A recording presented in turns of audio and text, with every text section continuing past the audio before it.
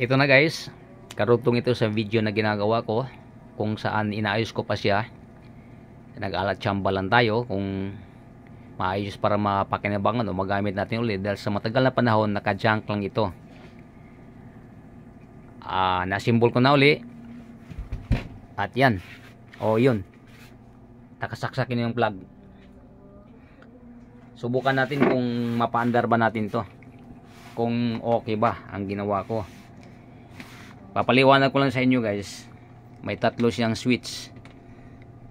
Ito may low, high, pero sa ilaw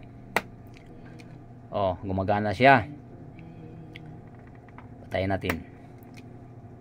Ang kasunod sa gitna, ang switch nito ay mayroon nakasulat na DC AC. Naka-off din ito. Ilagay ko muna dito sa AC kasi nakasaksak sa air tayo sa 220. Yan, naka-AC na yan. Itong sa baba, mayroon din nakasulat na low, high. Subukan nating ilagay sa low kasi naka-off ito. Kung under ba siya. Wow! Ayun, naikot. Ilagay natin sa high. Yun, lalong lumakas guys, Yun, nadali natin. Nakuha ko ang idea nito kung paano ko ayusin sa kapatid kong si Boy Gales na nasa Agusan del Norte ngayon, sa Tubay, sa barangay La Fraternidad.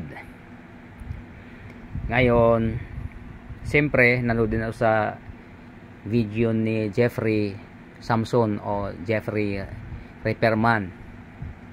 Pero nagulat ako guys nung binuksan ko to, dahil ang bumungat sa akin may mga piyesa sa ilalim na iba na sa ibang, yung standard lang ba na electric fan. Wala tayong makita doon na mga piyesa parang radyo ito o TV. Mayroon kang makita mga piyesa gawa ng mayroong DC dito, hindi lang sa alternating current ang mayroon siyang battery. Napanood nyo naman siguro, kung napanood nyo yung video ko, pinakita ko sa inyo na mayroon siyang battery sa ilalim niyan. Salamat sa Diyos at mapapakinabangan muli natin tong electric pan na to na sa matagal na panahon naka-junk lang ito. Maraming salamat sa panonood. Ingat ang lahat. God bless us all. Bye bye.